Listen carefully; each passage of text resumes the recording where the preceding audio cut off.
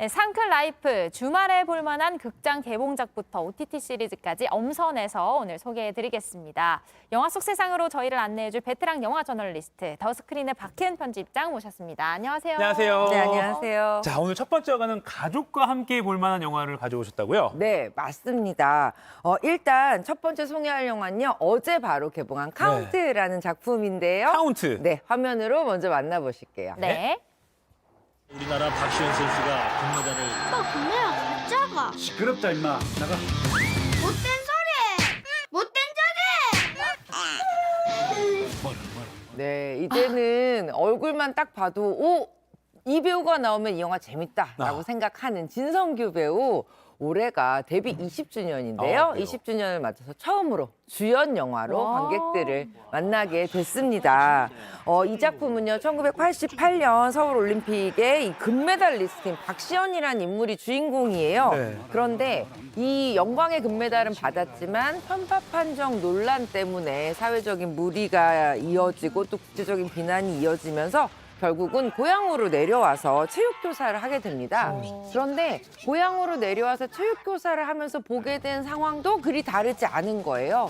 복싱부 이 친구들이 또 편파 판정을 받게 되고 그 같은 아픔을 지닌 자신의 제자들, 오합지졸 권투부 제자들에게 진짜 금메달을 선사해 주려는 아주 혈기방장한 체육 선생님으로 돌아오는 내용입니다.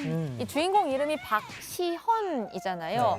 지금은 감독으로 활동 중인 올림픽 복싱 메달리스트 박시현 선수가 있더라고요. 이게 실화를 바탕으로 한 영화인가요? 예, 이 1988년에 금메달을 받은 박시현 선수의 이야기에서 모티프를 가져온 작품이에요. 완전하게 실화라고 얘기하기보다는 그의 삶에서 어떤 일정 부분의 모티프로 가져온 작품이라고 할 수 있는데요. 이 박시현 선수 같은 경우에는 서울올림픽 복싱 라이트 미들급에서 금메달을 땄지만 편파 판정 논란에 휩싸였었고 서울올림픽 이후에 바로 은퇴하셨다고 해요. 그 이후로 13년간 학생들을 가르쳐 왔는데 당시에 이제 이 올림픽 당시 감독이었던 고 김성은 아마추어 복싱연맹 회장 권유로 이제 복싱 국가대표팀 코치를 맡게 됐었고요. 네. 2019년부터는 또 제주 서귀포시청 복싱부 감독을 하고 계시대요. 이 자신의 이야기에서 모티프를 가져온 작품을 직접 시사회에서 봤는데 아, 그래요? 직접 와서 봤어요? 박시현 선수 정말 가슴이 뭉클해졌다고 영화 속에 자신의 어떤 35년간의 서름, 울분 이런 것들을 다 응어리를 풀어낼 수 있는 작품이었다 이렇게 또 호평하기도 했습니다. 네. 그리고 또 약간 원래 그 교사와 제자의 이런 좌충우돌 이야기가 재미가 없을 수가 없는데 재밌죠? 근데 자료 화면을 봐도 배우들의 어떤 연기 내는 것도 굉장히 코믹하고 재밌을 것 같아요. 네, 일단 진성규 배우 이번엔 그야말로 주연 배우로서 영화를 이끌어 가는데요.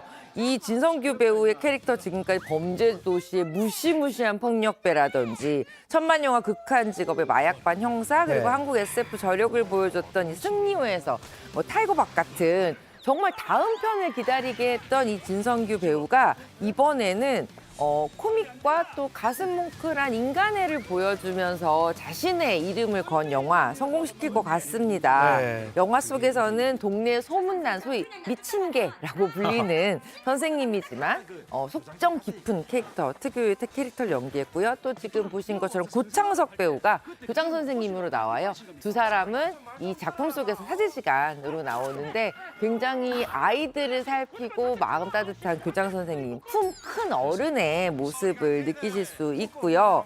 그리고 이 작품 안에서 또 젊은 배우들 만나실 수 있습니다. 성유빈 배우, 장동주 배우가 함께 출연하는데 요새 이 성유빈 배우, 장동주 배우의 정말 상승세 무섭죠.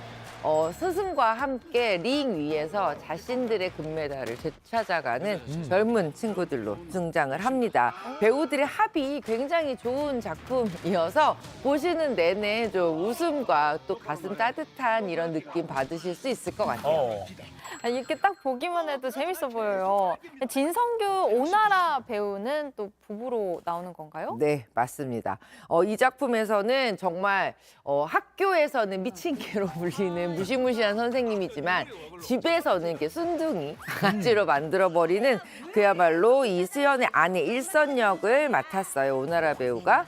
최근에 또 청룡영화상 여우조연상도 받았잖아요. 이 물오른 연기력 같이 만나보실 수 있고요. 이 두 부부의 캐릭터 보면 아 현실 부부 캠이라는 건 이런 거구나. 그러면서도 굉장히 좀 사랑스럽고 귀여운 부부 연기 만나실 수 있습니다. 네. 카운트 가족들과 좀 따뜻한 그리고 왠지 끝에 감동이 있을 것 같은데 그건 보면서 확인해야 되겠고요. 네. 다음 소개해 주실 영화는 어떤 작품인가요? 다음 영화는 몇 년 전에 나와서 굉장히 크게 사랑받았던 작품이에요. SNS 웹서핑만으로 이 실종된 딸을 추적하는 스릴러 영화 있었잖아요. 소위 방구석 스릴러라고 서치. 불렸던 서치 맞습니다. 이번에 서치의 속편이 등장을 야. 했습니다. 영상 먼저 만나보실게요. 네. I'm Elijah Park, an FBI investigative agent from Missing. I need your help. Grace Allen, who left on a holiday, has been missing. If you see this woman, or if you see the missing poster of Missing, please let me know right away. Please remember, she has a daughter, June, who is still waiting for her mother. If you have any information, it would be a great help to her. Thank you. 네. 제가 좋아하는 다니엘 우리 해니 해니 씨.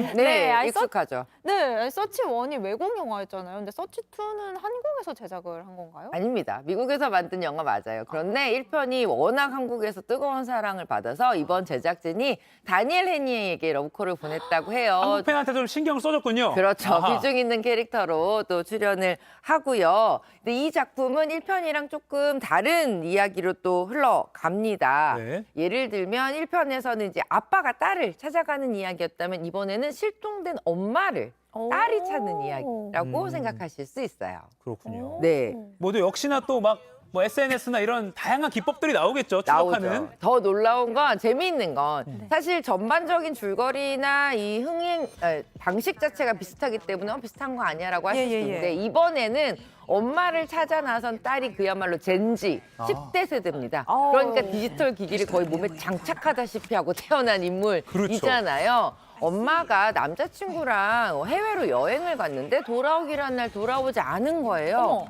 그러면서 이제 엄마를 찾기 시작하는 딸이 온갖 디지털 기기와 SNS를 활용해서 엄마를 추적하는 추적극인데 그야말로 왜 손가락이 안 보인다고 하죠. 이 젠지 세대가 디지털 기기를 어떻게 활용하는지 그 지점을 굉장히 흥미롭게 보실 수 있는 그런 작품이기도 하고요. 또 결국은 가족, 엄마를 찾아 나가는 딸의 이 가슴 뭉클한 이야기도 만나실 수 있고요. 그러니까 결국에는 가족 애 같은 거는 그대로 1편처럼 녹아 있는 거네요. 네, 맞습니다. 그렇군요. 근데 약간 1편이랑 비슷한 느낌도 있어서 약간 연출된 모습이라고 해야 될까요? 카메라에 담긴 모습은 조금 비슷한 것 같기도 해요. 예, 사실 어떻게 보면 상황이 비슷하기 때문에 연출이 비슷할 수밖에 없고요. 네. 이번 작품에서도 우리가 직접 뭔가 디지털 기기를 사용했을 때 우리 모습을 보여주는 그런 네. 방식으로 이제 영화를 만든 것이기 때문에 좀 비슷할 수 있지만 이번에는 네. 그 딸 젠지 세대가 디지털 기기를 이용하는 모습뿐만 아니라 CCTV라는 이 영상을 활용해서 1편과는 좀 다른 영상미를 보여준 것도 특징이에요. 괜히 그런 영상을 보면 CCTV 같은 거 막 긴박해지잖아요. 그렇죠. 내가 찾는 느낌 들고 그런 묘면 또 이 영화에서 느낄 수 있겠네요. 네. 자, 서치 1 좋아하셨던 한국 팬들 다 기대해 주시고요. 자, 다음은 마지막 작품 어떤 건가요? 예, 마지막 작품 보여드릴게요. 네. 마지막 작품은요, 타르라는 영화입니다. 이 작품은 케이트 블란쳇이 주연을 했고요. 이번 95회 아카데미 시상식 무려 6개 부문 후보에 오른 작품이고요. 와. 케이트 블란쳇은 이미 다른 영화상에서 여우주연상을 휩쓸고 있어요. 누구의 이야기냐면 독일 베를린 필하모니 오케스트라 역사상 최초의 여성 수석 지휘자라는 인물, 리디아 타르라는 인물의 이야기를 보여주는 영화예요. 그런데 그 사람이 어떻게 저 위치에 올랐느냐가 아니라 저 가장 높은 위치에서 어떻게 추락하느냐를 보여주는 작품이라고 말씀을 드릴 수 있는데 여기에 또 반전이 숨어 있습니다. 궁금해요. 말해주시면 안 돼요? 사실은 베를린 필하모니 오케스트라에는 지금까지 한 번도 여성 지휘자가 있었던 적이 없어요. 그러니까 이 작품을 보면 마치 저런 사람이 실제로 있구나. 실화의 주인공을 바탕으로 우리가 영화를 만들었구나라는 생각을 하도록 연출을 해서 보여주지만 네. 사실은 저런 인물은 존재하지 않는 허구의 이야기인 거죠. 재밌네요. 네. 그러니까 실존 인물도 아니고 네. 그런 실제- 일이 있지도 않고. 그래요? 그래요? 네. 아니- 근데 지금 많이 두 분 다 놀라시잖아요. 네네. 아니 베를린 필로는 여성 수석 지휘자가 지금까지 한 명도 없었다고? 140년 역사상? 네. 그런 부분들에 대해서 사회적인 부분을 꼬집는 작품이기도 해요. 존재하지 않는 인물을 마치 존재하는 것처럼 만들어서 우리에게 새로운 또 생각할 거리를 남겨주는 작품이기도 합니다. 네. 또 이 케이트 블란쳇이 그 돈룩업이라는 영화에서 앵커로 나왔었잖아요. 맞아요. 시사 프로그램 진행자로 나왔어요. 네. 그래서 제가 진짜 인상 깊게 봤는데 네.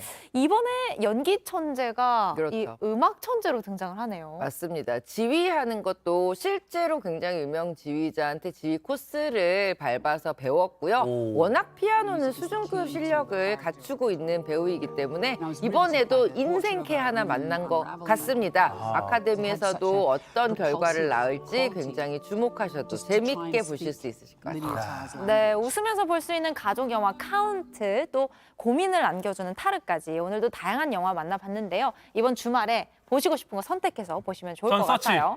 저는 카운트. 알겠습니다. 네, 지금까지 박희은 편집자님과 함께했습니다. 고맙습니다. 고맙습니다. 고맙습니다.